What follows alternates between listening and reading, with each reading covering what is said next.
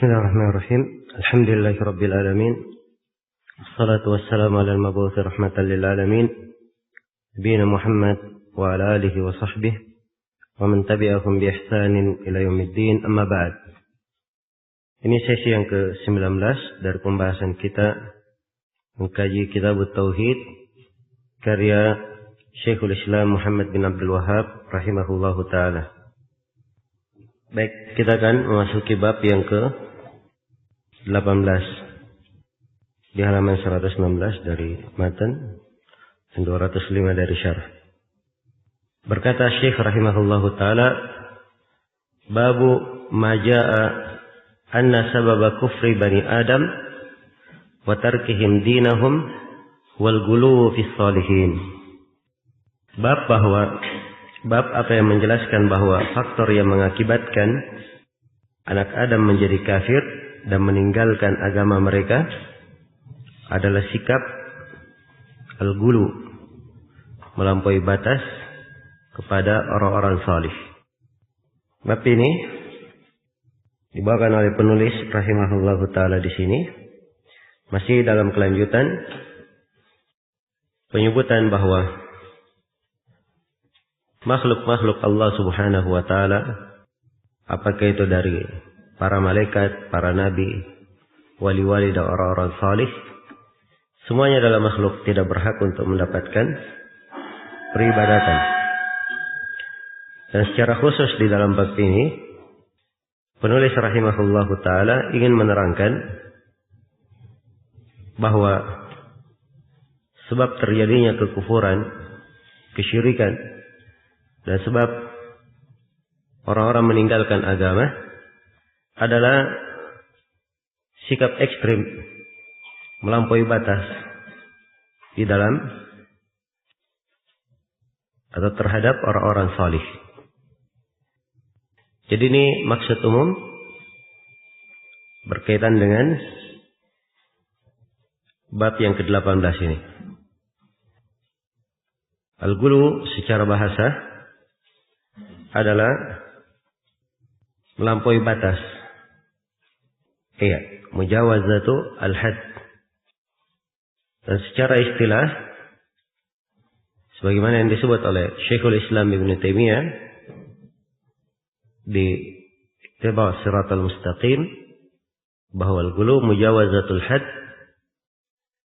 bi ayyuzada fi dammihi aw madhihi ala ma yastahiq. Ghulu adalah melampaui batas dengan menambah pada celaan dan pujian melebihi apa yang seharusnya. Ya, kalau seorang dipuji melebihi apa yang seharusnya, maka itu disebut ghulu, berlebihan. Demikian pula kalau mencela melebihi apa yang seharusnya, maka mencela juga ini disebut apa? Al-ghulu. Juga disebut melampaui batas. Jadi semuanya disebut sebagai pelampuan batas. Dan bab ini adalah bab yang penting dan kaitannya dengan tauhid dari banyak sisi. Telah saya terangkan tadi, di antara sisi tersebut adalah penjelasan bahwa orang-orang salih sama dengan makhluk yang lainnya, tidak boleh berlebihan di dalamnya dan tidak berhak mendapatkan suatu bentuk apapun dari peribadatan. Kemudian yang kedua dari penekanan bab ini adalah penegasan dan peringatan akan sebab-sebab yang menyebabkan seorang itu jatuh di dalam kekufuran dan kesyirikan. Dan salah satu sebab tersebut, dan ini adalah di antara sebab terbesar, karena itu Syekh rahimahullah mengkhususkan satu bab untuk hal ini. Beliau terangkan akan sebab ini, karena memang di dalam sejarah penyimpangan akidah di umat manusia, kesyirikan yang paling pertama terjadi adalah karena sikap ekstrim berlebihan terhadap orang-orang salih. Iya, dan ini akan diterangkan oleh Syekh rahimahullah taala di dalam bab ini secara panjang lebar. Tapi sebelum saya masuk menguraikan apa yang akan disebut oleh Syekh di sini, saya ingin menjelaskan beberapa sebab yang menyebabkan kesyirikan itu tersebar. Juga bid'ah-bid'ah merajalela di tengah umat. Banyak sebab dalam hal tersebut selain daripada yang disebutkan oleh Syekh di sini dari al-ghulu fis shalihin. Ekstrim dan berlebihan terhadap orang salih ini salah satu sebab pokok. Ada sebab pokok yang lain. Ya, diantaranya adalah kejahilan tentang ilmu agama. Iya. Jahil tentang ilmu agama ini adalah perkara yang menyebabkan terjadinya kerusakan. Terjadinya kerusakan. Iya. Karena ukuran kebaikan umat ini adalah dengan ilmu. Kapan mereka memiliki ilmu, maka mereka akan selamat dari segala penyimpangan. Iya. Akan selamat dari segala penyimpangan. Karena itu kata Ibn al-Jauzi rahimahullah di dalam Talbis Iblis, kata beliau, al-babul a'zam alladhi yadkhulu minhu iblis 'ala an-nasi huwa al-jahl. Wa huwa yadkhulu minhu 'ala al-juhal bi aman. Kata beliau, pintu yang terbesar yang dilewati oleh iblis untuk masuk kepada manusia adalah kejahilan. Iblis masuk melalui pintu itu terhadap orang-orang jahil dengan keamanan. Ya, sebab pintu kejahilan ini dia akan aman lewat. Wa mal alim fa huwa la yadkhulu alaihi illa musaraqah. Adapun seorang alim, iblis tidak mampu masuk ke seorang alim. Sebab pintu kejahilan tertutup. Kecuali musaraqah, kecuali kalau dia mencuri. Iya. Masuk sembunyi-sembunyi. Ini kadang iblis masuk kepadanya dari cara tersebut. Iya. Karena itu banyaknya kejahilan terhadap agama. Ini perkara pokok yang menyebabkan tersebarnya kesyirikan, kekufuran, bid'ah dan khurafat. Iya. Kemudian yang kedua dari sebab tersebarnya syirik, bid'ah dan semisalnya adalah berpaling dari Al-Quran dan As-Sunnah. Iya. Karena kapan seorang berpaling dari keduanya itu adalah alamat kesesatan. Rasulullah sallallahu alaihi wasallam bersabda, "Laqad taraktu fikum syai'aini lan tadillu ba'dahuma. Kitaballahi wa sunnati." Aku tinggalkan kepada kalian dua perkara. Kalian tidak akan tersesat selama kalian berpegang dengan dua perkara tersebut, yaitu kitab Allah dan sunnahku. Jadi kapan seorang berpegang dengannya, itu adalah tanda petunjuk.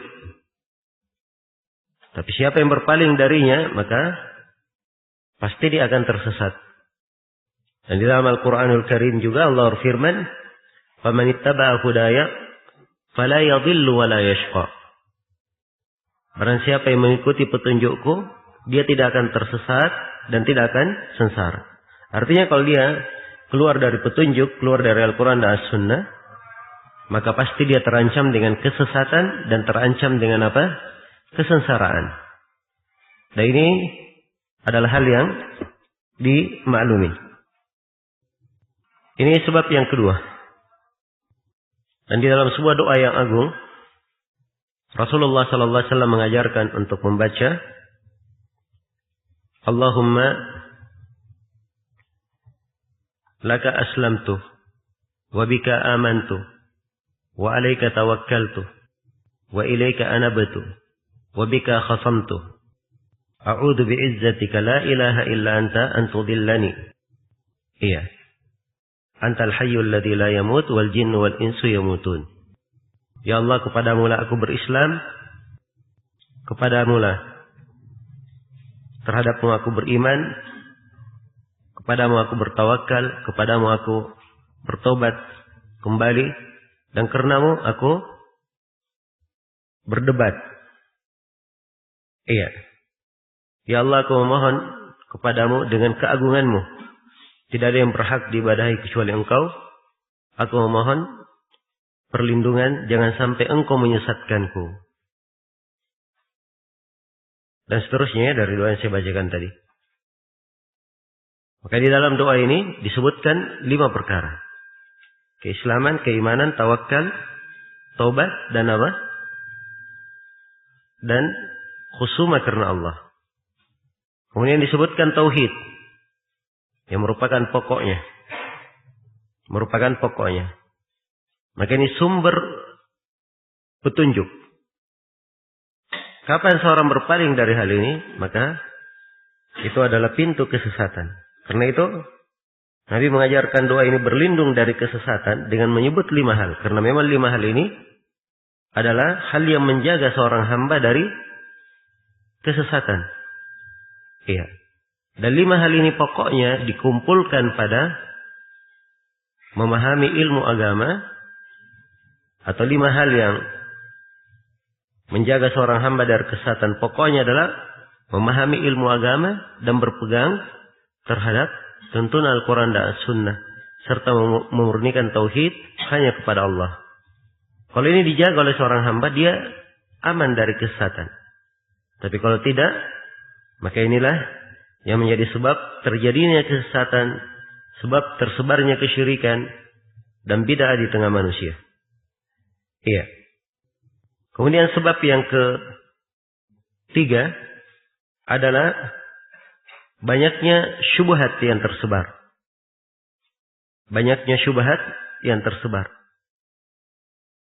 Dan syubhat ini kerancuan-kerancuan pemahaman. Pemikiran-pemikiran yang keliru tersebar di tengah manusia, maka terjadilah kerusakan-kerusakan. Dan syubhat-syubhat ini kebanyakan sebab munculnya ada 3 hal. Yang pertama, mengambil nas-nas yang mutasyabih. Nas-nas yang mutasyabih, maknanya tidak tegas atau mengandung kemungkinan. Kemudian mereka pakai pada hal-hal yang mendukung bid'ahnya. Ini sebab yang pertama dari munculnya syubhat. Sebab yang kedua dari munculnya syubhat adalah hadits-hadits palsu. Hadits-hadits lemah. Sebab banyak orang kalau disebutkan Nabi bersabda, Nabi berucap, itu memberikan posisi kuat di dalam hatinya. Tapi dia tidak tahu bahwa hadits tersebut ada kelemahan di dalamnya, bahkan kadang hadits yang palsu. Iya. Seperti contoh misalnya yang paling masyhur di kalangan orang-orang sufi. Ya, tentang cahaya Nabi Muhammad. Bahwa semuanya tercipta dari cahaya beliau. Adalah sebuah hadits yang palsu. Yang dusta. Tidak tahu dari mana sumbernya. Mereka katakan ada di Musannaf Abdul Razzaq. Tidak ada di Musannaf Abdul Razzaq. Kalau ditanya, apa hukum maulid? Katanya disyariatkan. Karena Nabi bersabda, man aqama maulidi faqad halat syafaati. Siapa yang menegakkan maulidku, maka telah halal syafaat bagiku. Ya, hebat sekali ya punya hadis. Tanya dari mana sumbernya? Lagi-lagi Musannaf Abdul Razzaq. Ya. Tidak ada hadis-hadis tersebut di Musannaf Abdul Razzaq. Tapi itu kedustaan terhadap Rasulullah sallallahu alaihi wasallam. Dan dimaklumi ya, sejumlah dari ahlul bidah, mereka membolehkan dusta dalam hadis. Iya. Seperti orang-orang sufi. orang-orang mulhidin. Alasan mereka, kami berdusta bukan untuk menjelekkan Nabi, tapi kami berdusta untuk kebaikan Nabi. Iya. Jelas ya? Dan ini adalah keadaan banyak dari orang-orang yang membuat syubhat. Kemudian yang ketiga dari sebab banyaknya muncul syubhat adalah hikayat-hikayat dan mimpi-mimpi. Iya, kisah-kisah. Karena dimaklumi ya bahwa jiwa manusia kalau dia dengar kisah, dia dengar hikayat, ya, gampang tertarik dalam hal yang seperti itu, terikat dan menyentuh hati. Dan inilah yang disebarkan oleh orang-orang yang kurang ilmu. Karena itu kebanyakan perbuatannya hanya menyebar kisah, menyebar cerita, ya. Dan kadang merusak keyakinan. Atau banyak darinya merusak keyakinan. Dan ini diantara sebab munculnya syubhat tersebut. Iya. Baik. Dan di dalam hal yang seperti ini, ada dari sebagian manusia yang memunculkannya dari panutan-panutan yang sesat. Dan Nabi telah memperingatkan mereka ini dalam hadits. Beliau bersabda, "Innama akhafu ala ummati al-a'immatal mudillin." Sungguhnya aku khawatirkan terhadap umatku para pemimpin, para panutan yang sesat. Iya. Kemudian sebab yang keempat adalah ulama su, para ulama jelek, tokoh-tokoh kesesatan. Tokoh-tokoh kesesatan. Ini sebab yang keempat. Dan ini dimaklumi ya, banyaknya bidah tersebar di hari ini. Kalau ditanya kepada orang awam, orang-orang yang melakukannya, apa jawabannya? Oh, guruku melakukan seperti itu. Oh, Syekh Fulan melakukan hal tersebut. Ternyata syekh dan gurunya ini adalah orang-orang yang memang dianggap menyimpang oleh para ulama. Seperti Muhammad Alwi Al-Maliki, yang banyak dijadikan sandaran, apalagi orang-orang Indonesia. Dan ini seorang yang sesat. Ya, kesesatannya sudah disingkap oleh para ulama. Sudah diterangkan kedustaan-kedustaannya. Hanya saja namanya kebatilan, ya tentunya selalu ada pengikutnya, pengekornya, dan syaitan menggambarkan hal tersebut kepada mereka sebagai kebaikan. Jadi tadi hadits saya baca ya, bahwa Nabi mengkhawatirkan terhadap umatnya para panutan yang menyesatkan. Iya. Kemudian yang kelima, dari sebab tersebarnya kesyirikan dan kekufuran adalah mengikuti leluhur dan nenek moyang. Ya. Ini mengikuti kebiasaan ini, leluhur dan nenek moyang ini. Inilah yang menyebabkan banyaknya terjadi apa? Penyimpangan. Karena itu kaum musyrikin di masa Nabi, antara pokok penyimpangan mereka, iya, mereka berkata, Inna wajadana aba'ana ala ummatin wa inna ala atharihim muhtadun. Sungguhnya kami dapatkan ayah-ayah kami di atas suatu agama dan kami mengikuti agama mereka. Iya. Maka ikut-ikutan seperti ini, taklid ya kepada leluhur. Ini dari perkara yang menyebabkan terjadinya bidah tersebut. Agama ini adalah wahyu, tuntunan, bukan warisan leluhur dan nenek moyang.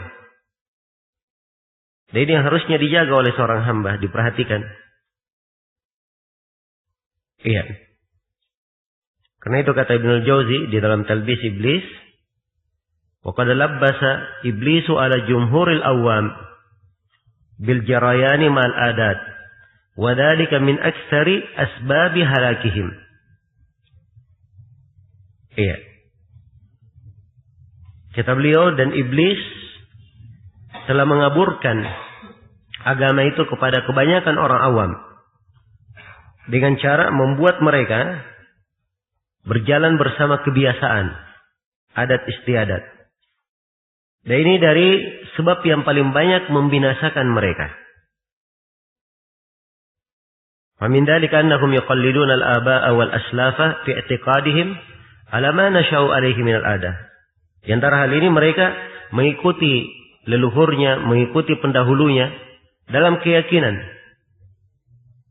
di atas apa yang mereka tumbuh di atasnya, kebiasaan mereka di situ. Sehingga kata Ibnul Jauzi, kamu melihat salah seorang dari mereka sudah hidup 50 tahun, iya, dia berada di atas agama, kebiasaan ayahnya, leluhurnya, ya, dan dia tidak pernah melihat apakah dia di atas kebenaran atau di atas kesalahan. Dan ini di antara sebab tersebarnya kesyirikan, ikut-ikutan. Dan ini tidak memberi manfaat. Bahkan Allah Subhanahu wa taala akan menyebutkan orang yang seperti ini menyesal pada hari kiamat. Wa yauma ya'addu adh-dhalimu 'ala yadayhi yaqulu ya laitani ittakhadtu ma'ar rasuli sabila ya wailata laitani lam attakhidh fulanan khalila laqad adallani 'ani dzikri ba'da idh ja'ani wa kana asyaitanu lil insani khadula. Hari ketika orang yang zalim itu dia menggigit kedua tangannya. Biasanya kalau di dunia orang menyesal, sedih, dia gigit apa? Jarinya. Kalau ini tidak. Saking dahsyatnya penyesalannya, dia gigit apa? Kedua tangannya, na'udzubillah. Apa dia katakan? Wahai andai kata aku ketika di dunia, aku menempuh jalan yang ditetapkan oleh Ar-Rasul. Iya. Dia berkata, wahai andai kata aku di dunia tidak menjadikan si fulan sebagai kekasihku, kecintaanku yang aku ikuti. Dia sesali mengikuti, ikut-ikutan. Ya wailata, wahai betapa celakanya aku. Andai kata aku di dunia mengikuti jalan Ar-Rasul. Sungguh orang tersebut yang aku ikuti itu telah menyesatkanku dari jalan yang lurus. Telah menyesatkanku dari ad-dzikr. Nah, maka ini penyesalan di hari kiamat. Yang menunjukkan tercelanya dan bahayanya orang-orang yang sekadar ikut-ikutan saja. Kemudian sebab yang keenam adalah tidak melaksanakan perintah syariat di dalam menutup pintu dari'ah. Saddud dara'i. Ada kaidah saddud dara'i. Akan datang nanti di bab yang ke-21. Tegaskan oleh penulis. Nah, ini kaidah pokok. Menelantarkan kaidah tersebut adalah sebab tersebarnya syirik dan kekufuran. Iya. Karena itu seorang hendaknya menutup semua pintu yang bisa mengantarnya kepada penyelisihan, baik itu berupa kesyirikan maupun yang lainnya. Kemudian sebab yang ke-7,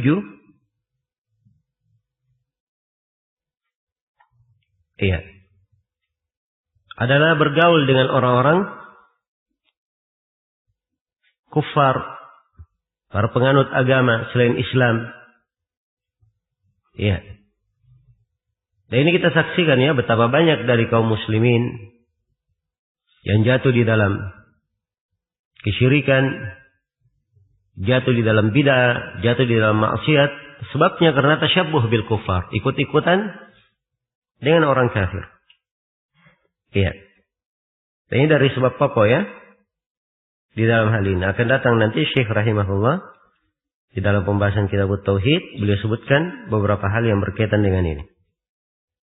Kemudian dari sebab yang menyebabkan tersebarnya kesyirikan adalah maksud-maksud duniawiyah di belakangnya dan mengikuti syahwat. Karena banyak orang di atas kebatilan, dia tidak mau meninggalkan kebatilannya karena rezekinya dari kebatilan tersebut. Rezekinya dari kebatilan tersebut dan dia mendapatkan manfaat dan keuntungan dari kebatilan tersebut. Iya. Akhirnya terjadilah berbagai syirik bidah di tengah umat. Iya. Baik. Kemudian yang ke-9 dari sebab yang menyebabkan terjadinya kesyirikan, tersebarnya kesyirikan adalah ta'assub, fanatisme. Iya. Fanatisme. Dan ini dari sebab pokok dalam hal ini. Ya, dia hanya mendukung dan fanatik terhadap apa yang ada di kebiasaannya. Ya, dianggap bahwa ini kebiasaan leluhur, dia harus fanatik terhadapnya. Dan ini semuanya dari sebab yang menyebabkan terjadinya dan tersebarnya kesyirikan tersebut. Ini beberapa sebab pokok ya di dalam hal ini. Baik, kita baca uraian Syekh rahimahullahu taala di dalam bab ini. Kata beliau rahimahullah, wa qaulullahi azza wa jalla, ya ahlal kitab la taghlu fi dinikum. Dan firman Allah azza wa jalla, wa ya ahlul kitab, janganlah kalian melampaui batas yang telah ditentukan oleh Allah dalam agama kalian. Ayat ini terdapat di dalamnya larangan Allah Subhanahu wa taala terhadap orang-orang Yahudi dan orang-orang Nasara. Ya, dan telah berlalu bersama kita ya di masail yang disebut oleh Syekh bahwa apa yang disebut dalam Al-Quran khitab terhadap Yahudi dan Nasara itu juga adalah peringatan untuk kita. Allah melarang orang-orang Yahudi dan Nasara ahlul kitab untuk ekstrim melampaui batas terhadap ketentuan yang Allah telah tetapkan. Dan ini dalam seluruh permasalahan agama kalian. Termasuk di dalamnya adalah mengangkat makhluk pada kedudukan yang melebihi kedudukan yang semestinya. Iya. Dan ini bentuk dari apa? Dan inilah yang disebut dengan ekstrim, gulu di dalam beragama. Hubungan ayat ini dengan pembahasan, ya sekira jelas ya. Larangan sifat gulu secara mutlak. La taghlu fi dinikum. Jangan kalian gulu dalam agama kalian. Dan ini mencakup segala jenis gulu melampaui batas, termasuk melampaui batas pada apa? Orang-orang salih. Iya. Orang-orang Nasara sudah melampaui batas pada Nabi Isa.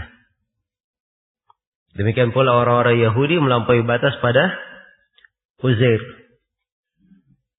Karena itu ditegur mereka dalam hal ini. Demikian pula kita umat Islam dilarang untuk hal ini. Tidak boleh melampaui batas terhadap Rasulullah Sallallahu Alaihi Wasallam. Iya.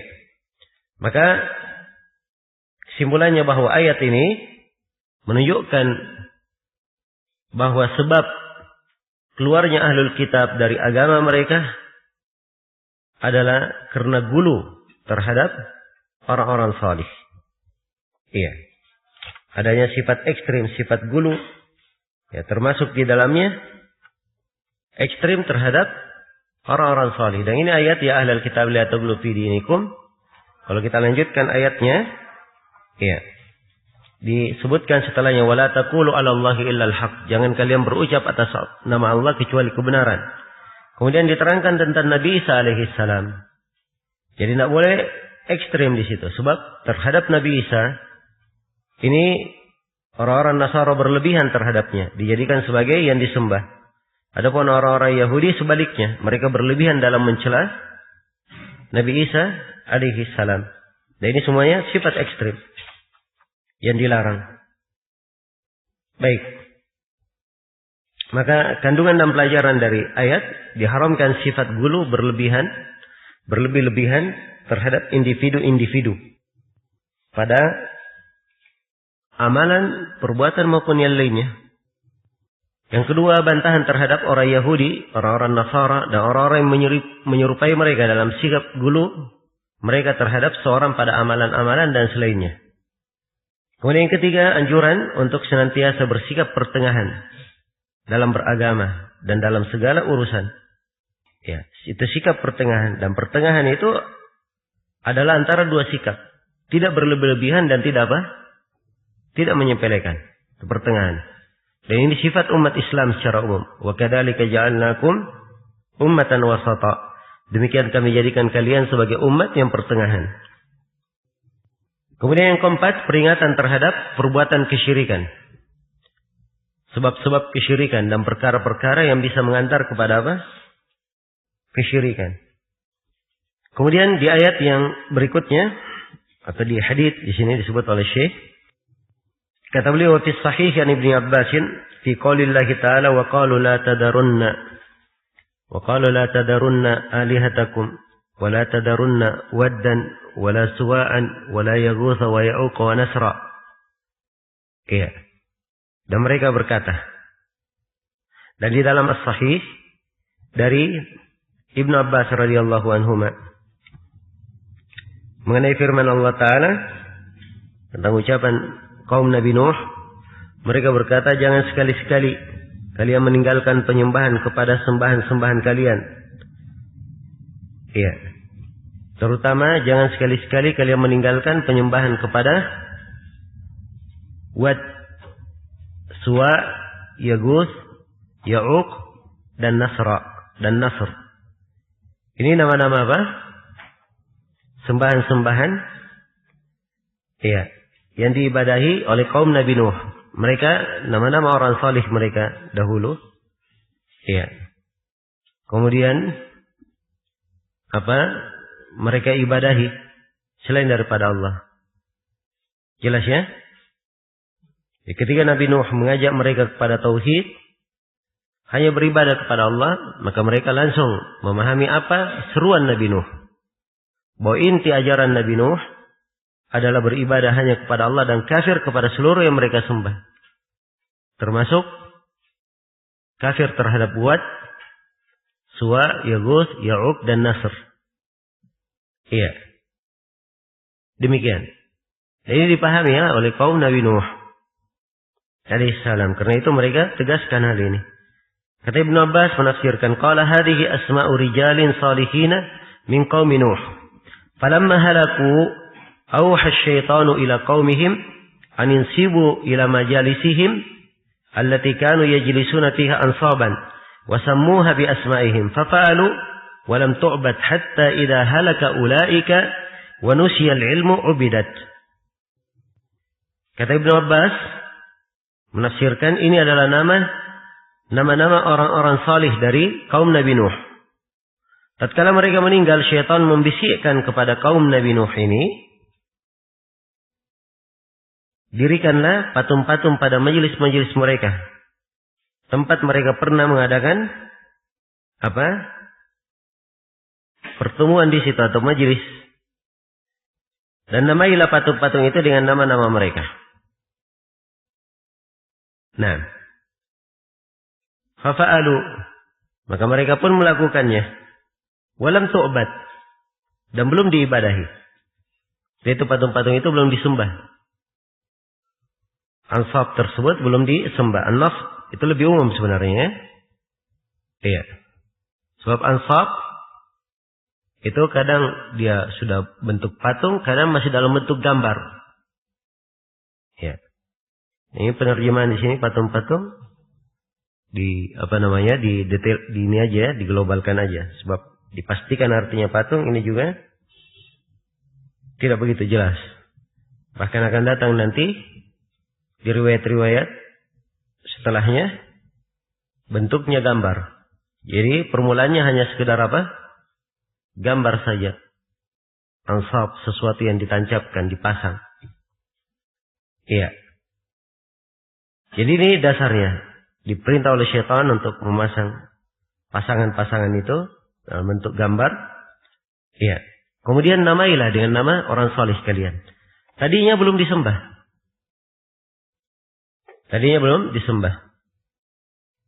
Ya.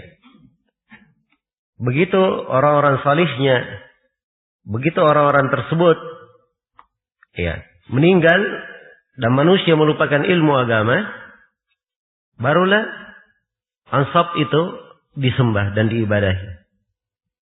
Iya. Dan ini perhatikan ya. Bagaimana syaitan itu bertahap di dalam menyesatkan.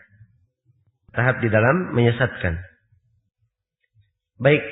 Ini hadits Ibnu Abbas radhiyallahu ta'ala anhu. Kesimpulannya bahwa Ibnu Abbas menafsirkan ayat tentang ucapan kaum Nabi Nuh. Bahwa dalam ayat itu yang disebutkan itu nama orang-orang salih di kalangan mereka. Dulunya orang salih.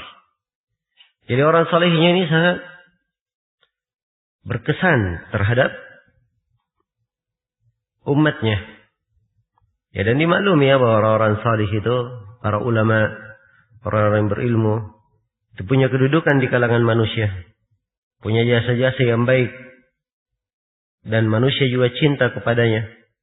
Dari nasihat-nasihat mereka, wijangan-wijangan mereka, dan ilmu yang mereka sampaikan. Jadi begitu orang-orang salehnya meninggal, mereka sangat apa? Kehilangan. Iya.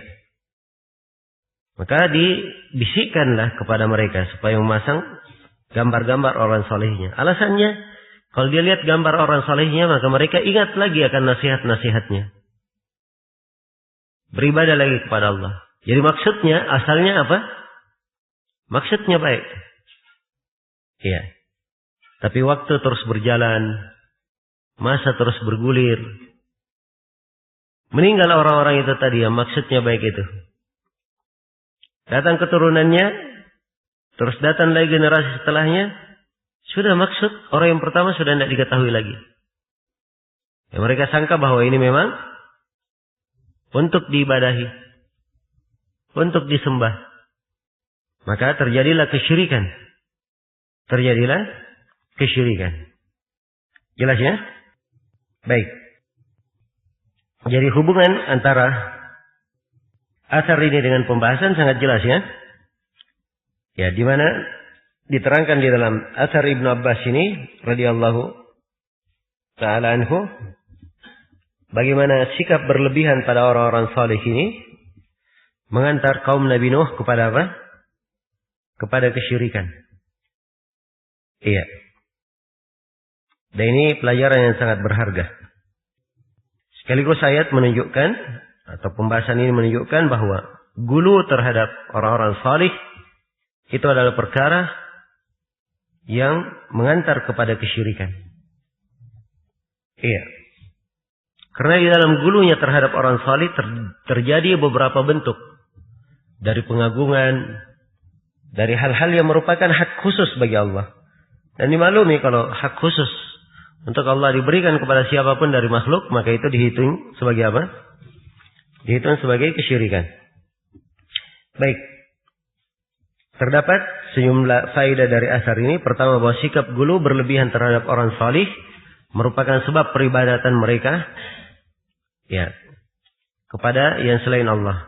Dan sebab yang menyebabkan mereka meninggalkan agama secara keseluruhan. Yang kedua, peringatan dari membuat gambar dan menggantung gambar. Lebih-lebih gambar yang orang-orang diagungkan. Iya.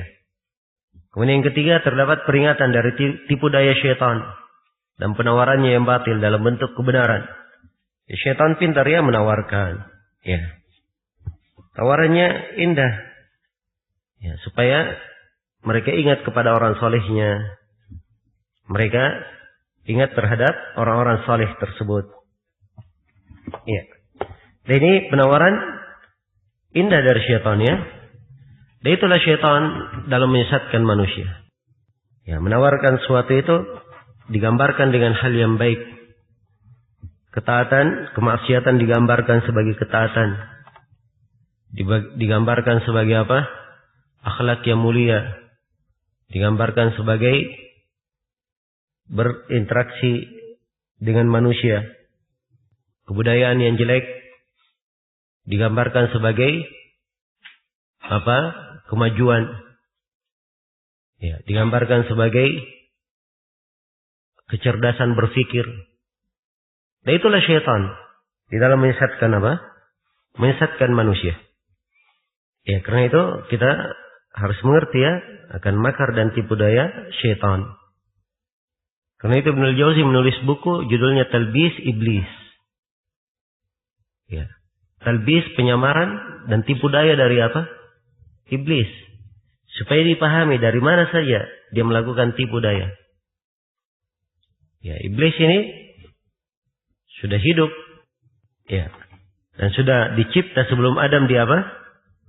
Dicipta. Kira-kira bisa dibayangkan sudah berapa lama dia hidup? Orang yang hidup di dunia saya, kan sudah tua, sudah 50 tahun, sudah banyak sekali pengalamannya. Ini iblis sudah berapa ratus tahun, berapa ribu tahun dia hidup. Pengalamannya dalam menyesatkan manusia nggak dihitung lagi. Sebab setiap yang menyimpang dan menyesatkan itu pasti anggotanya iblis. Dan diketahui. Iya. Karena itu harus dipahami makar dari iblis ini, tipu daya dari syaitan, agar supaya seorang hamba terhindar darinya. Kemudian,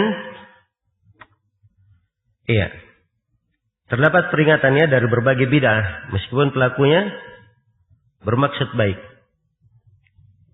Kemudian yang kelima, bahwa perkara ini merupakan perantara yang mengantar kepada kesyirikan. Kemudian yang keenam, mengetahui nilai keberadaan ilmu dan bahaya hilangnya ilmu. Begitu ilmu agama kuat di tengah mereka, ya walaupun ada gulu waktu itu, tapi tidak ada penyembahan kepada berhala, karena ilmu masih ada. Tapi begitu hilang ilmu agama, apa yang terjadi? Ya, terjadilah kesyirikan. Maka ini menunjukkan apa? Nilai keberadaan ilmu agama itu di tengah umat dan bahayanya apabila ilmu agama itu hilang. Kemudian yang ketujuh, sebab hilangnya ilmu adalah dengan meninggalkan para ulama. Ya, dengan meninggalnya para ulama. Kalau para ulama sudah meninggal, sudah wafat, ya maka ini adalah sebab kebinasaan untuk umat. Iya. Rasulullah SAW bersabda, "Inna Allah la yaqbudul ilm intiza'an min qulubil ibad, walakin yaqbudul ilm biqabdil ulama." Sungguhnya Allah tidak mengangkat, tidak mencabut ilmu ini, dicabut begitu saja dari hati hamba.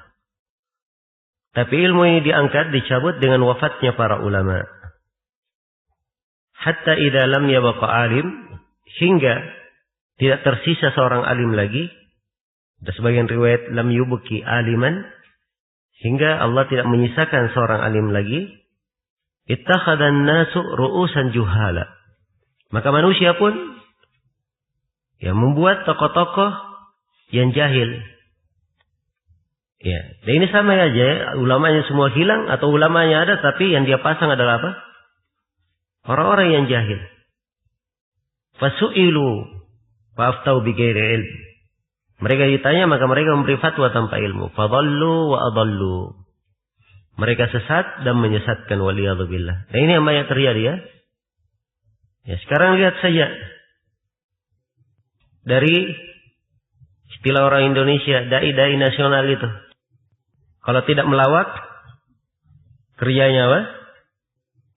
Ya, kerjanya hanya bicara tanpa ilmu. Nah, walaupun dia baca ayat dan hadits, iya, maka pemahaman yang benarnya berbeda dengan kandungan ayat dan hadits yang mereka sebutkan. Pemahaman mereka berbeda dengan kandungan ayat dan hadits. Inilah yang menjadikan sandaran-sandaran oleh manusia. Juhal, orang-orang jahil, tidak memiliki ilmu. Sebab ilmu itu dimaklumi, ilmu agama itu apa? Al-Quran dan As-Sunnah. Iya. Kalau dia punya pemahaman yang baik terhadap Al-Quran, dia mengerti sunnah-sunnah Nabi SAW, mengerti penafsirannya, mengerti hukum-hukum yang terkandung di dalamnya. Dia tahu ucapan para sahabat. Dia tahu ucapan para ulama di dalam permasalahan. Dia tahu yang nasikh, yang mansukh. Iya. Maka ini disebut apa? Disebut alim. Tapi orang-orang yang tidak mengerti agama, hanya memiliki retorika saja, cuma pandai berbicara kepada manusia untuk menarik hati saja, nah inilah sebab kehancuran. Karena itu diantara tanda kehancuran disebutkan dalam sebagian hadits, apabila para khutbah kalian lebih banyak, tukang khutbahnya yang banyak, wa qalla ulama'ukum, dan sedikit ulama kalian. Ya, tukang khutbahnya banyak. Itu asar ya, bukan hadits. Tukang khutbahnya banyak, yang berbicara banyak. Tapi ulamanya sedikit. Ya, ulamanya sedikit. So kalau berbicara saya, ya, berbicara sekarang banyak pelajarannya. Ya. Sekolah saja di jurusan komunikasi, nanti diajari bagaimana cara berbicara. Bahkan ada sekarang pelatihan-pelatihan. Bagaimana cara seorang itu berbicara. Dia ingin buat orang menangis. Dia ingin buat tertawa. Ya. Dia ingin membuat audiens bersemangat. Itu ada sekolah-sekolahnya, ada kursus-kursusnya. Sebab pendidikan yang seperti itu tidak menggambarkan ilmu. Itu keahlian di dalam apa? Menggunakan lisan dan mengajak orang, berbeda dengan ilmu agama. Iya. Dan ini harus dibedakan ya. Dan ini pemahaman yang keliru di banyak umat kita. Iya. Jadi anggap kalau hadir di pelajaran ilmu itu, nanti kalau khatibnya, si ustadznya bicaranya berapi-api, ya, bangkit semangatnya dan seterusnya, nah itu baru ulama. Ya, dia dengarkan. Tapi kalau alim benaran, duduk bicaranya biasa, santai. Ya, aduh, saya tidak tertarik, ngantuk saya hadir di sini. Dan ini terbalik ya, keadaan. Dan ini adalah tanda yang tidak baik pada umat ini. Ya, berbeda dengan masa dahulu. Orang-orang kalau ingin belajar, betul-betul datang kepada para sahabat. Mendatangi majelis-majelis para ulama. Berkumpul di majelis ulama. Adapun tukang-tukang kisah, tukang-tukang cerita, orang-orang tahu siapa tukang kisah, tukang cerita itu. Dipahami. Bukan berilmu. Orang-orang yang tidak berilmu. Iya. Namun sekarang ini karena banyaknya kejahilan dan kurangnya ilmu, iya. Jadi siapa saja yang berbicara, dianggap berbicara agama, ya cukup dia bawa satu ayat, ya, atau dia bawa sepotong hadits, ya sudah. Itu sudah modal sudah untuk apa? Untuk berputar ke sana sini, ya macam-macam sudah yang bisa dia lewati.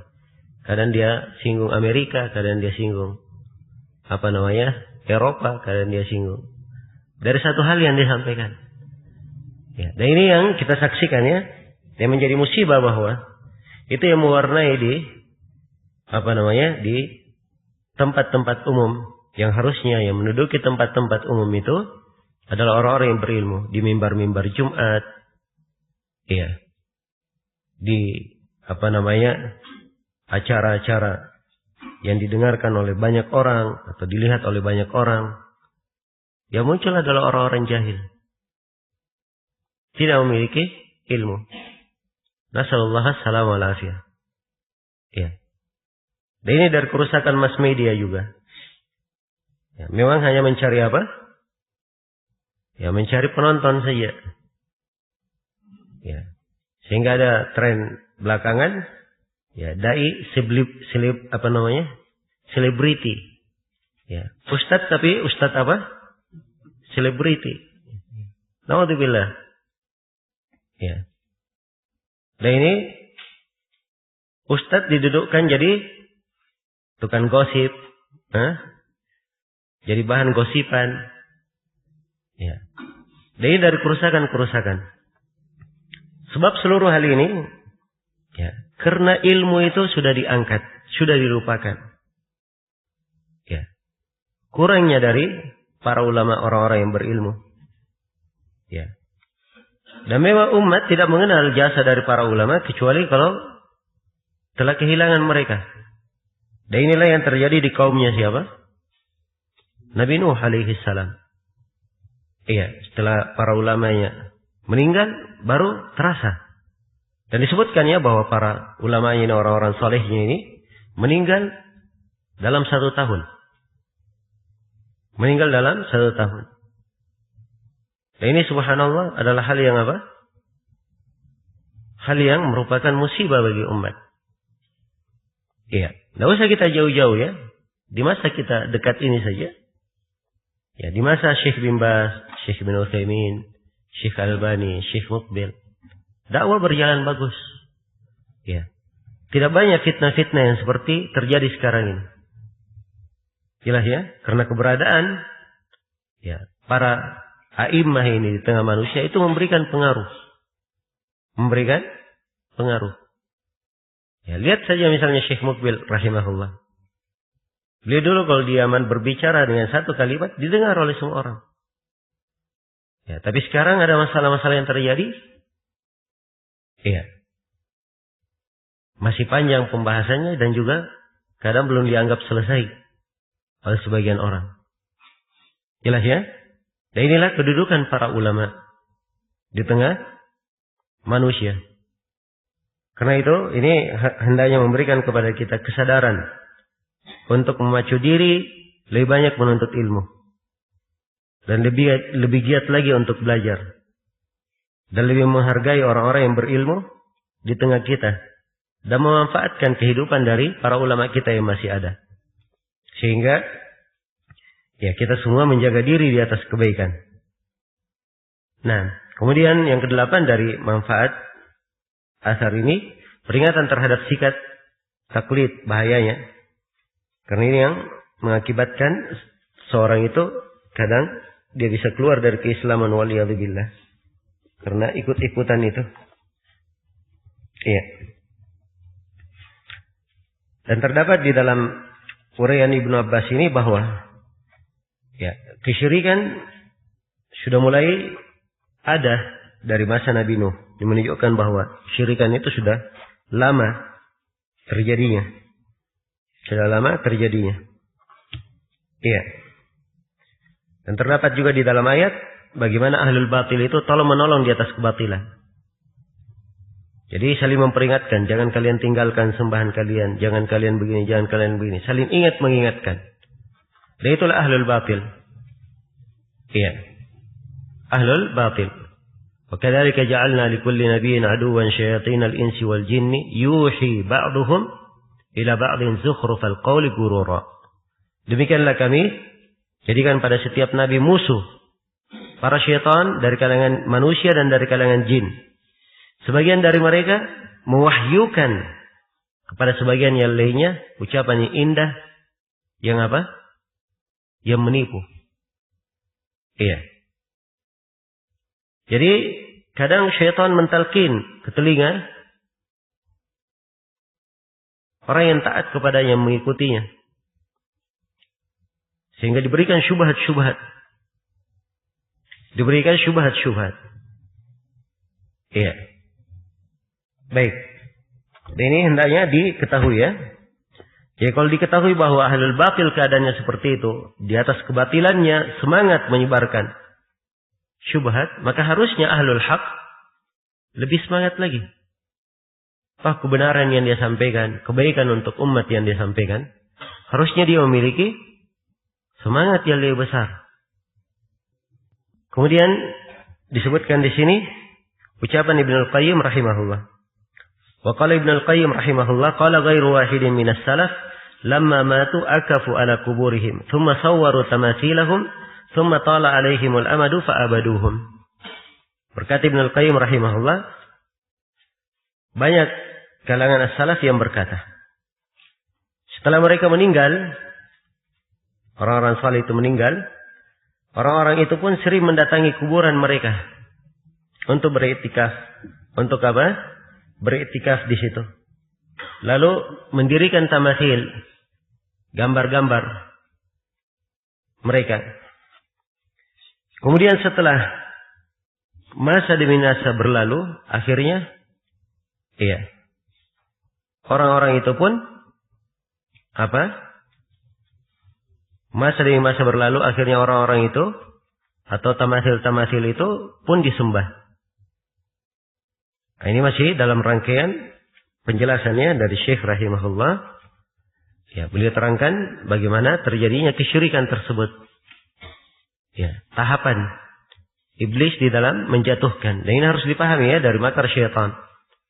Syaitan itu punya cara di dalam mengajak. Kalau dia lihat orang itu adalah orang yang bertauhid, orang-orang yang salih, sempurna tauhidnya, dia tidak langsung ajak kepada perkara yang diharamkan. Dan ditawarkan perkara yang diharamkan. Tapi dikasih perkara yang mubah dahulu. Perkara yang makruh. Dibuat dia bergampangan dengan makruh. Oh, cuma makruh. Begitu sudah terbiasa dengan makruh, diberikan lagi di atasnya. Sehingga dia jatuh di dalam apa? Hal yang diharamkan. Ya, demikian ya tahapan-tahapan syaitan di dalam menjatuhkan. Ya, karena itu harus dipahami bahwa ya, musuh yang sangat besar adalah syaitan. Ini musuh yang terbesar. Bahkan seorang hamba kadang lalai dari serangan syaitan, tidur, sering lupa bahwa ada syaitan yang merupakan musuhnya, membahayakannya pada setiap saat. Kalau syaitan tidak pernah dia lalai. Tidak pernah berhenti menyerang anak Adam. Sebab syaitan berjalan bersama apa? Aliran darahnya. Ya. Dan ini hakikat harus disadari. Dan di dalam Al-Quran Allah Ta'ala berfirman, Inna syaitana lakum adu, fattakhidhuhu aduwa. Sungguhnya syaitan bagi kalian adalah musuh. Terus kalian anggap dia sebagai musuh. Jadi fattakhidhuhu aduwa ini perintah ya, bahwa musuh ini musuh pada segala keadaan. Musuh pada segala saat. Dia menyerang hamba bersama detak nafasnya. Dia menyerang hamba bersama aliran darahnya. Kalau begitu tidak layak kita membiarkan musuh ini. Harus kita perhatikan akan makar-makar dari syaitan. Baik, kemudian beliau bawakan hadis An Umar radhiyallahu anhu anna Rasulullah sallallahu alaihi wasallam qala la tutruni kama atratin nasara ibnu Maryam innama ana abdun faqulu Abdullahi wa rasuluhu akhrajah. Dari Umar radhiyallahu anhu beliau berkata Rasulullah sallallahu alaihi wasallam bersabda, janganlah kalian berlebihan dalam hal memujiku sebagaimana orang-orang Nasara telah berlebih-lebihan dalam memuji Isa putra Maryam. Aku hanyalah hamba, maka katakanlah hamba Allah dan Rasulnya. Dikeluarkan oleh keduanya. Keduanya siapa? Bukhari dan Muslim. Tapi ini hadis di Sahih Bukhari saja ya. Hanya di Sahih Bukhari saja. Tidak ada di dalam riwayat Muslim. Baik. Jadi hadis ini hadis yang menjelaskan bagaimana perintah Nabi sendiri. Jangan kalian berlebihan dalam menyanjungku, memujiku. Karena berlebihan itu perbuatan ekstrim yang dilarang, yang diharamkan. Sebagaimana orang-orang Nasara berlebihan dalam memuji Nabi Isa. Karena sikap berlebihan mereka, akhirnya terjatuhlah mereka di dalam kekufuran, di dalam kesyirikan. Ya. Kemudian Nabi terangkan hakikat beliau. Innama ana abdun, sungguhnya aku hanyalah seorang hamba. Ya, karena itu ucapkan bahwa Nabi Muhammad adalah hamba Allah dan Rasulnya. Dan ini sifat pertengahannya. Dua kalimat di sini standar untuk pertengahan. Tidak ekstrim, tidak pula apa? Menyepelekan. Iya. Pada ucapan beliau adalah hamba Allah, ini bantahan terhadap orang yang ekstrim. Orang yang berlebihan pada hak Nabi sallallahu alaihi wasallam. Ya, beliau juga hanya seorang hamba. Tidak berhak untuk diibadahi. Tidak berhak untuk disembah. Bukan tempat untuk memohon hajat. Bukan tempat untuk berdoa. Bukan orang yang ditempati meminta syafaat. Iya. Dan bukan tempat mengadu. Bukan tempat bertawakal. Beliau hanyalah seorang hamba. Sama dengan hamba-hamba yang lainnya. Ini bantahan terhadap mereka yang ekstrim berlebihan. Dan sabda beliau wa rasuluh, beliau adalah Rasulullah, ini bantahan terhadap siapa? Ini bantahan terhadap orang-orang yang menyepelekan. Iya.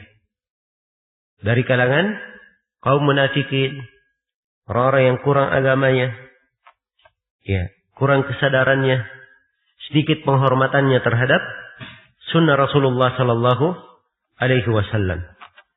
Baik. Iya. Jadi jelas ya kandungan dari hadits ini. Sisi pendalilan penulis kaitannya dengan pembahasan, Nabi telah melarang sikap al-ghulu terhadap diri beliau sendiri. Ya, terhadap diri beliau sendiri. Nah, bahwa ini tidak boleh dilakukan terhadap beliau. Jadi kalau terhadap diri beliau sendiri, beliau melarang untuk melakukan ghulu, padahal beliau adalah hamba Allah yang paling mulia, ya, makhluk yang paling baik di sisi Allah Subhanahu wa taala.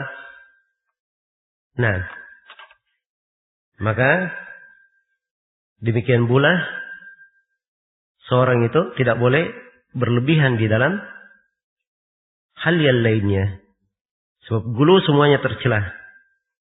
Ya, dan ghulu ini bisa mengantar kepada apa? Kesyirikan yang bertentangan dengan tauhid. Baik itu sisi pendalilannya. Faedah dari hadits, pertama diharamkan melampaui batas dalam memuji Nabi sallallahu alaihi wasallam dan mengeluarkan beliau dari lingkaran penghambaan, lingkaran kehambaan. Karena hal itu termasuk kesyirikan kepada Allah. Iya. Sebab kalau berlebihan dan mengeluarkan beliau dari lingkaran kehambaan, diberikan kepada beliau sifat dari sifat rububiyah atau uluhiyah, maka itu pasti terhitung dari kesyirikan. Nah, kemudian yang kedua terdapat ketegasan nasihat Nabi sallallahu alaihi wasallam kepada umatnya. Ini harusnya begitu seorang dai, ya. Seorang yang menghendaki kebaikan. Dia tegaskan perkara itu kalau memang hal yang perlu ditegaskan. Ya, sebab akibat yang terbaik adalah untuk orang yang bertakwa. Kadang sebagai orang dia jaga, oh ini kasihan kalau saya bicara terlalu begini. Ya, mungkin dia bersedih. Ya, kalau dijaga kesedihan setiap orang, padahal itu adalah kebaikannya, maka tidak akan tercipta apa? Kemaslahatan untuk manusia. Ya. Dan obat itu, kalau ingin sembuh, walaupun obatnya pahit bagaimanapun, harus dia apa? Harus dia telan demi kesembuhannya. Ya. Dan demikian pula ilmu agama. Kalau dipandang oleh seorang dai harus disampaikan dia harus tegas dalam menyampaikannya, maka dia sampaikan hal tersebut. Dia sampaikan. Baik. Kemudian yang ketiga bahwa sikap ghulu, sikap berlebihan terhadap orang salih adalah hal yang dapat menjatuhkan ke dalam kesyirikan. Kemudian yang keempat terdapat peringatan ya dari bahaya tasyabbuh dengan orang-orang kafir. Ya. Tak boleh ikut-ikutan. Sebagaimana orang Nasara berlebihan pada Nabi Isa, umat Islam tidak boleh berlebihan dalam hal itu. Dan ini sikap berlebihan orang-orang terhadap Nabi Isa banyak, ya. Ya. Dan diantaranya hari raya mereka, mengikuti hari raya mereka, mengikuti kebiasaan mereka, kebiasaan kafir mereka, orang-orang Nasara. Ini semuanya adalah hal yang dilarang. Baik. Iya. Kemudian dari manfaat di dalam hadits ini juga bahwa terdapat di dalamnya semangat Nabi untuk menutup semua pintu yang bisa mengantar kepada apa? Kesyirikan. Iya. Dan terdapat di dalam hadits isyarat ya, illah larangan ghulu itu, sebab bisa mengarahkan kepada ta'zim, pengagungan kepada selain Allah. Ya, memberikan sifat-sifat khusus bagi Allah diberikan kepada makhluk. Ya. Kemudian penulis rahimahullah, Syekh rahimahullah menyebutkan hadits yang lain. Kata beliau, wa fi sahihi an Ibnu Abbas annahu qala Rasulullah sallallahu alaihi wasallam, iyyakumul ghulu fa inna ma ahlaka man kana qablakum al-ghulu. Kata beliau dalam as-sahih dari Ibnu Abbas, beliau Rasulullah sallallahu alaihi wasallam bersabda, iyyakumul ghulu, jauhilah oleh kalian sikap al-ghulu. Fa inna ma ahlaka man kana qablakum al-ghulu. Sebab yang membinasakan orang-orang sebelum kalian adalah sikap al-ghulu mereka. Dalam as-sahih di sini, ini maksudnya sahih dalam hadits yang sahih. Sebab ini riwayat bukan dalam riwayat Bukhari ataupun riwayat Muslim. Ya, tapi maksudnya dalam hadis yang sahih. Jelas ya? Dari Ibnu Abbas radhiyallahu anhu, beliau berkata, "Iyyakumul ghulu." Ini peringatan dari Nabi. Ancaman, tidak boleh kalian ekstrim. Kemudian beliau ingatkan bahwa yang membinasakan orang-orang sebelum kalian adalah ekstrim.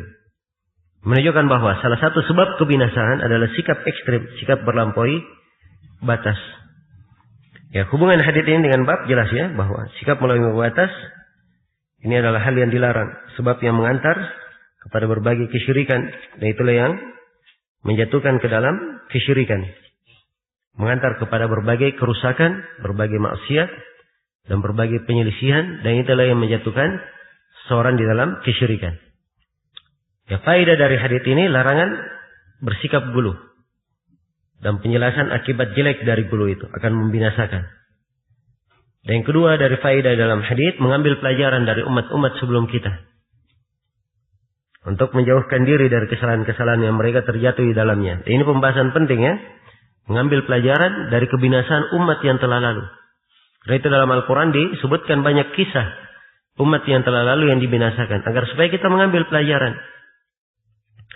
Kemudian yang ketiga, semangat Nabi untuk menyelamatkan umatnya dari kesyirikan, dan menyelamatkan mereka dari perkara-perkara yang mengantar kepada kesyirikan, serta menjauhkan mereka dari kesyirikan. Kemudian yang keempat, anjuran untuk bersikap tengah-tengah dalam beribadah maupun dalam perkara yang lainnya. Antara dua sikap, yaitu antara sikap berlebihan dan sikap meremehkan. Yang kelima, bahaya bersikap gulu terhadap orang salih. Ya. Yang kelima, bahwa bersikap gulu terhadap orang salih merupakan sebab keterjatuhan dalam kesyirikan. Yang keenam, besarnya rasa takut Nabi Shallallahu Alaihi Wasallam terhadap kesyirikan, dan kerasnya peringatan beliau dalam perkara tersebut. Beliau selalu ingatkan ya, menunjukkan bahwa ini adalah hal yang mengkhawatirkan. Iya. Jadi banyak diingatkan oleh Rasulullah Sallallahu Alaihi Wasallam. Baik. Kemudian hadits yang terakhir, wali Muslimin an Ibnu Mas'udin anna Rasulullah sallallahu alaihi wasallam qala halakal mutanatti'un qalaha thalathan. Dalam riwayat Muslim dari Ibnu Mas'ud, ya, beliau berkata, Rasulullah sallallahu alaihi wasallam bersabda, halaka al-mutanatti'un. Binasalah orang-orang mutanatti'. Itu orang-orang yang melampaui batas. Tanattu' itu melampaui batas dalam ucapan dan apa? Perbuatan. Itu tanattu'. Ya, dan di sini Nabi sallallahu alaihi wasallam menegaskan 3 kali akan kebinasaan orang-orang yang tanattu' ini. Ya.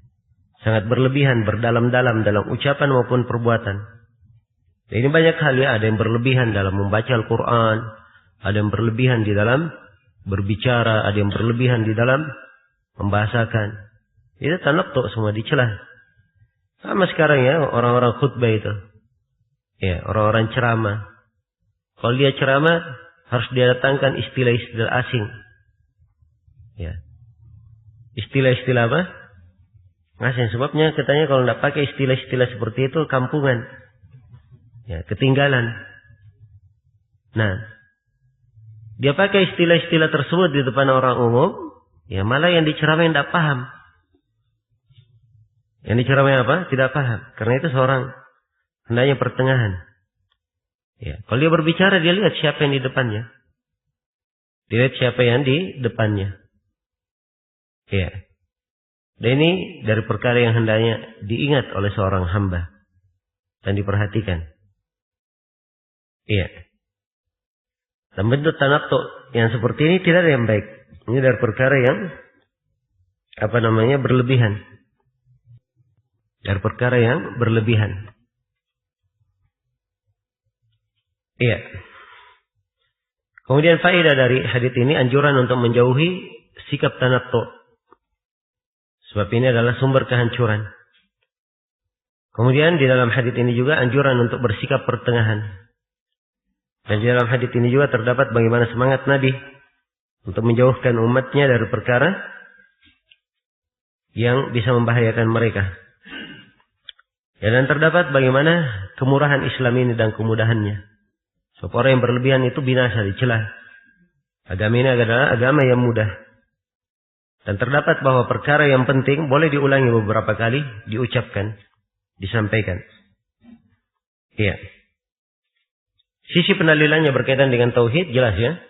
Karena tok sama dengan gulu. Dan ini membawa kepada bentuk yang kadang dia berlebihan terhadap orang yang salih, mengagungkan orang yang salih dan membinasakannya. Baik, selesai sudah bab ini. Kemudian Syekh rahimahullah berpindah ke pembahasan masail. Ya, setelah menyebutkan hadits dalam bab ini, beliau sebutkan masail. Kata beliau, fihi masail. Di dalamnya terdapat sejumlah masail. Al-ula yang pertama, anna man fahima hadzal bab wa babaini ba'dahu tabayyana lahu ghurbatul Islam. Wa ra'a min qudratillahi wa taqlibihi lil qulubil ajab. Kata beliau, yang pertama, barang siapa yang memahami bab ini dan dua bab selanjutnya, akan jelas baginya keterasingan Islam. Dan akan dia lihat ya, dari hal yang menakjubkan, bagaimana kuasanya Allah membolak-balikkan hati manusia. Baik. Maksudnya kalau seorang memperhatikan bab ini, ya, sikap gulu ini. Kemudian dia baca dua bab setelahnya. Sebab dua bab setelahnya juga masih berkaitan. Ya, dengan apa? Dengan pembahasan. Perhatikan ya, dua bab setelahnya. Bab setelahnya, ya, adalah sikap keras Rasulullah terhadap orang yang beribadah di sisi kuburan. Orang yang saleh. Bagaimana pula kalau dia sembah kuburan itu. Dan bab yang ke-20, sikap berlebihan terhadap kuburan orang-orang saleh.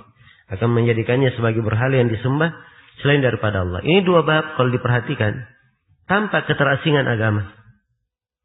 Sebab di mana-mana kalau kita lihat di negeri-negeri kaum muslimin, ya, pasti ada kuburan yang diagungkan. Ya. Ada saja kuburan yang diagungkan. Jelas ya? Seperti di sini misalnya Makassar. Ada Kobang itu. Disebut kuburan apa? Syekh Yusuf. Walaupun tidak tahu di mana dikubur. Ada yang mengatakan dia dikubur di Afrika. Yang tidak jelas pergi dia apa? Diagungkan. Nah, dan banyak lagi kuburannya. Bukan cuma itu saja. Hampir di setiap tempat. Bahkan di tempat yang didominasi oleh orang-orang kafir pun ada juga kuburan yang diibadahi oleh kaum muslimin. Ya. Kayak di Bali di sana. Baru-baru diketemukan ada kuburan wali berapa begitu. Kalau di Jawa ada wali Songo, di sana ada wali berapa. Wali 7 atau wali apa. Baru diketemukan juga kuburnya. Nah, itu juga jadi tempat apa? Pengagungan. Iya. Nah, ada cirinya di setiap tempat. Ya, kemarin ribut-ribut Jakarta ya. Mbah Priuk. Sampai naudzubillah. Bahasanya mau mati untuk itu. Perhatikan bagaimana kesyirikan di hati manusia. Iya. Dan dianggap bahwa itu adalah apa? Kebaikan. Ya, dianggap bahwa itu adalah kebaikan. Iya. Di Mesir, di Yaman, di Syam, di Maghrib, ada saja nama-nama dari kuburan-kuburan. Ya. Karena itu kalau seorang berbicara tentang hal yang seperti ini, berbicara tentang gulu terhadap orang salih, bahaya kuburan, tampak dianggap bahwa agama ini agama apa? Yang asing. Perkara yang aneh. Iya. Jelas ya? Dan dia akan melihat bagaimana ya dari kemampuan Allah Subhanahu wa taala membolak-balikkan hati manusia. Iya. Membolak-balikkan hati orang-orang di dalam hal ini. Ya, perhatikannya dulunya kaum Nabi Nuh asalnya di atas tauhid. Tapi karena kesyirikan ini berubah menjadi apa? orang-orang yang tidak saleh lagi. Iya. Dibolak-balikkan, terbolak-balik hatinya. Ini perkara yang menakjubkan ya. Baik, kemudian yang kedua, kata beliau, ma'rifatu awwali syirkin hadatsa ala wajhil ard, annahu bi syubhati salihin. Ya, mengenal kesyirikan, mengenal awal kesyirikan yang terjadi di muka bumi. Bahwa syirik tersebut akibat syubhat pengagungan terhadap orang-orang salih. Ya. Kemudian yang ketiga, awwalu syai'in ghayyara bihi dinul anbiya wa ma sababu dzalika ma ma'rifati anna Allah arsalahum. Mengenal bahwa hal pertama yang dirubah dari agama para nabi, agama Nabi Adam, tauhid. Dirubah. Hal yang pertama merubahnya ya adalah gulu terhadap orang yang saleh. Sebabnya dimaklumi, hilangnya ilmu. Matinya para ulama. Ya, seiring dengan pengetahuan mereka bahwa Allah mengutus para nabi. Itu. Kemudian yang keempat, sababu qubulil bid'ah ma kauni syara'i wal fitri tarudduhuma. Ya, sebab penerimaan bid'ah. Ya, padahal apa? Syariat dan fitrah menolaknya. Ya. Karena jiwa menerima bid'ah tersebut bukan karena dia disyariatkan. Dia tahu syariat menolak bid'ah itu. Dan fitrah yang bagus mengingkari bid'ah tersebut. Iya. Tapi dia terima bid'ah tersebut ada syubhat. Ini adalah syubhat apa? Mengikuti dan berlebihan terhadap apa? Orang-orang salih. Nah, yang kelima, kata beliau, anna sababa dzalika kullihi masjul haqqi bil batil. Fal awwalu mahabbatu salihin wa tsani fi'lu unasin min ahli al-ilmi wad din syai'an aradu bihi khairan fa dhanna man ba'dahum annahum aradu bihi ghairah. Yang kelima, seluruh penyebab hal tersebut adalah karena mencampurkan kebenaran dengan kebatilan. Ini pokok kehancuran ya. Karena itu ahlul ilm, para ulama, iya, mereka menjaga cahaya furqan dari Al-Quran. Ada pembeda antara hak dan batil.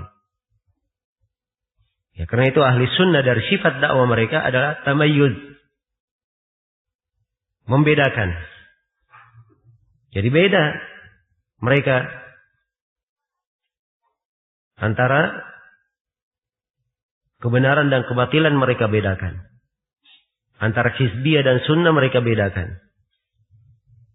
Antara sunnah dan bid'ah mereka bedakan. Ya. Jadi kelihatan tamayyuz. Keistimewaan di atas sunnah. Iya. Pembedaan di atas sunnah. Dan ini seperti dikatakan oleh sebagian orang. Mau menang sendiri. Ya. Memang cuma kamu sendiri yang benar. Yang lainnya salah. Ya. Ini ucapannya sebagian orang. Kalau begitu bilang aja kepada Nabi. Memang Nabi mau benar sendiri. Hah? Kan ini akan diucapkan juga oleh kaum musyrikin. Benar sendiri. Yang menjadi ukuran adalah apa? Al-Quran dan As-Sunnah itu menjadi ukuran. Ya. Kalau Al-Quran dan As-Sunnah menunjukkan itu kebenaran, mau diapakan? Kalau dianggap sebagai bahwa dirinya benar, ya, maka harusnya dibawakan dalil tentang kebenarannya. Apa dalilnya? Apa hujjahnya? Tapi kalau yang ada cuma syubhat, cuma kebatilan, bukan hujjah, maka ini tentunya tidak diterima. Jadi intinya dari seluruh penyebab tersebut adalah mencampurkan antara kebenaran dan kebatilan. Ya, dua hal ya dicampur di sini. Kecintaan kepada orang salih dan tindakan manusia dari kalangan ahlul ilm yang menginginkan kebaikan, tapi generasi sepeninggal mereka menyangka bahwa mereka menghendaki hal selain kebaikan tersebut. Jadi dua hal. Cinta kepada orang salih maksudnya baik. Dia lakukan hendaki kebaikan. Tapi ternyata yang terjadi adalah apa? Kebatilan. Iya. Baik. Kemudian yang keenam, tafsirul ayatil lati fi surati Nuh. Tafsir ayat yang berada di surah Nuh. Ini ada di dalam ucapan Ibnu Abbas. Dan telah kita terangkan. Yang ketujuh, jibillatu al-adami fi kaunil haq yanqusu fi qalbihi wal batil yazid. Ya. Tentang watak manusia bahwa kebenaran akan berkurang dalam hatinya. Sedangkan kebatilan akan bertambah. Ini watak ya. Sebab Allah berfirman dalam Al-Quran tentang manusia. Fahamalahal insan innahu kana zaluman jahula. Disandang amanah itu oleh manusia. Dan manusia ini banyak berbuat kejahilan, banyak berbuat kezaliman, dan dia banyak berbuat kejahilan. Iya. Fitrah asalnya menerima kebenaran.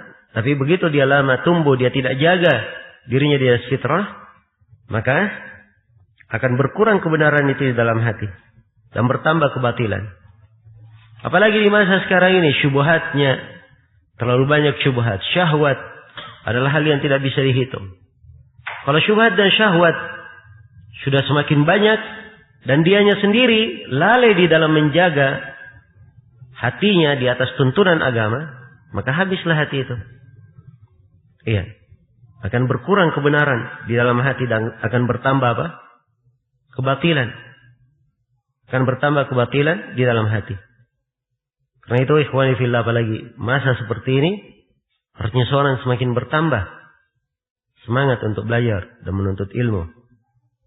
Ya, semakin giat beribadah, mendekatkan diri kepada Allah Subhanahu wa taala. Bukan putus asa, bukan larut dalam kebatilan, bukan larut di dalam kerusakan yang terjadi, tapi dia berusaha untuk menjaga dirinya. Iya. Dan tidak ada yang lebih kuat di masa ini membentengi seorang hamba dari mempelajari ilmu agama.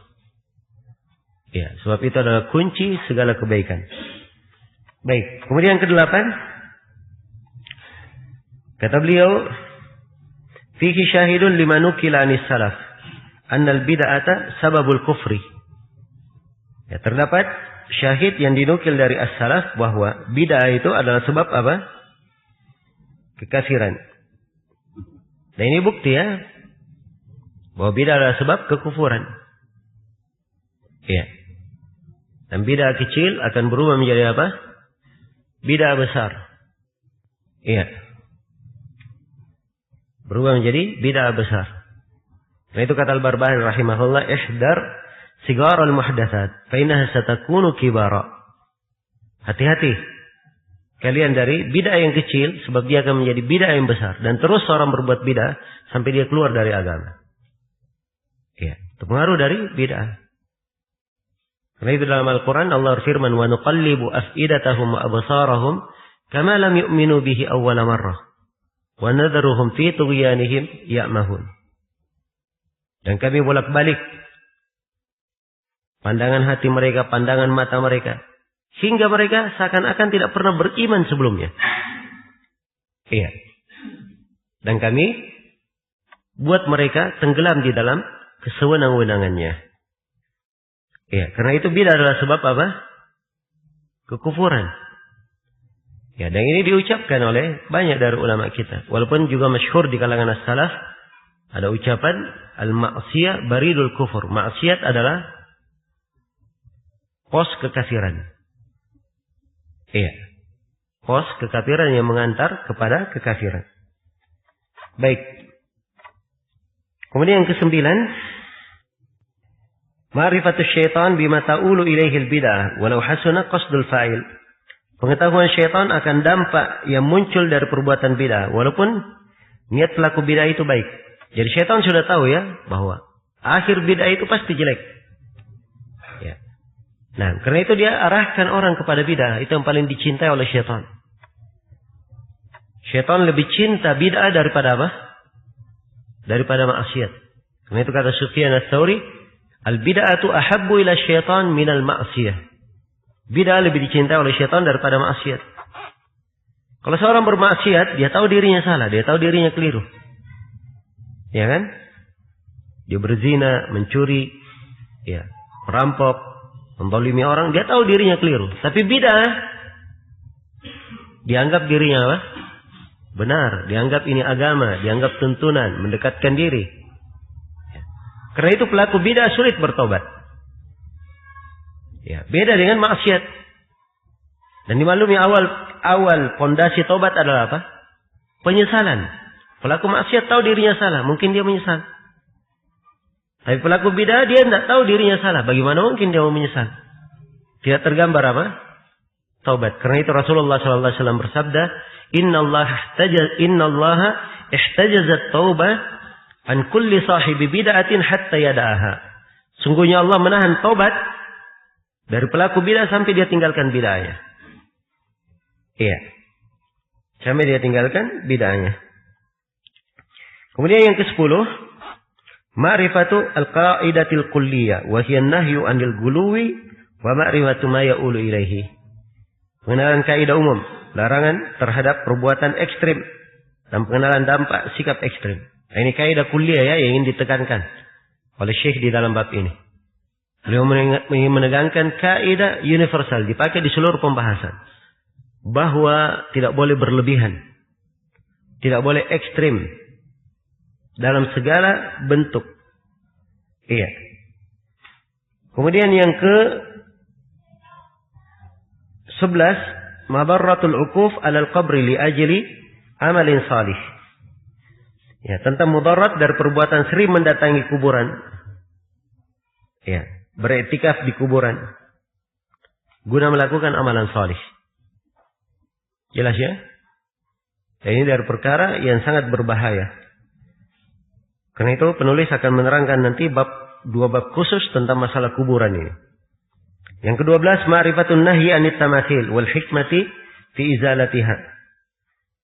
Ya, pengenalan larangan membuat tamathil, berhala-berhala, serta hikmah penghancuran dari berhala-berhala tersebut. Tamathil ini lebih umum ya, tidak harus dia patung. Iya. Kemudian yang ke-13, ma'rifatu idhami sya'ni hadhil qissah wa syiddatul hajati ilaiha ma'al ghaflati anha. Ya, pengenalan kedudukan kisah kaum Nabi Nuh ini serta keperluan yang teramat sangat akan kisah tersebut. Walaupun banyak manusia yang mengabaikan kisah itu. Ini mengenal kisah sebab terjadinya kesyirikan di tengah Nabi Nuh dari perkara yang penting. Supaya seorang mengambil pelajaran. Ya, dan mukmin itu dia mengambil pelajaran dari selainnya. Al-ibratu man itta'adha bi ghairihi. Ya. As-saidu man itta'adha bi ghairihi. Orang yang beruntung dia mengambil pelajaran dengan kejadian yang menimpa orang lain. Dan Nabi telah bersabda ya, la yuldagul mu'min bi juhrin wahidin marratain. Seorang mukmin itu tidak jatuh di dalam sebuah lubang binatang berbisa sebanyak 2 kali. Ya, jatuhnya sekali saja. Ada lubang binatang buas di situ. Kalau dia lewat dia disengat, jatuh di situ bisa kegigit. Kalau dia sudah jatuh sekali, dia sudah tahu ada lubang di situ. Apakah dia ulangi lagi jatuh di tempat yang sama? Ya, ini bukan sifat seorang mukmin ya. Itu betul-betul kelalaian. Sudah pernah jatuh lagi. Sudah tahu ada lubang di situ, jalan santai, jatuh lagi. Ya, lupa dia bahwa dulunya dia pernah jatuh di lubang, sudah tersengat, bisa. Ya, setelah itu jatuh lagi. Harusnya seorang mukmin tidak seperti itu. Sekali saja jatuh di dalam kejelekan, dia ambil pelajaran. Ya, dia jadikan pelajaran di dalam apa? Kehidupannya. Nah, itulah seorang mukmin. Karena itu dibahasakan dalam hadis la yuldagul mu'min, disebut dengan bahasa mukmin. Sebab itu dari keimanan. Ya, dari keimanan. Kemudian yang ke-14, wa hiya a'jabu wa a'jab qira'atuhum iyyaha fi kutubit tafsir wal hadits wa ma'rifatuhum bi ma'na al-kalam wa qawlillahi hala bainahum wa bain qulubihim hatta taqadu anna fi'la qaumi nuhin huwa afdalul ibadat wa taqadu anna ma nahallahu wa rasuluhu anhu fa huwa al-kufrul mubih lid-dami wal mal. Iya. Kata beliau yang ke-14, perkara yang sangat mengherankan dan lebih mengherankan lagi. Ini pengingkarannya dari Syekh. Iya. Pengingkaran. Bagaimana itu? Bahwa mereka pelaku bidah ini, orang yang mendukung kesyirikan ini dari kalangan kuburin dan selainnya, mereka membaca kisah ini dalam buku-buku tafsir.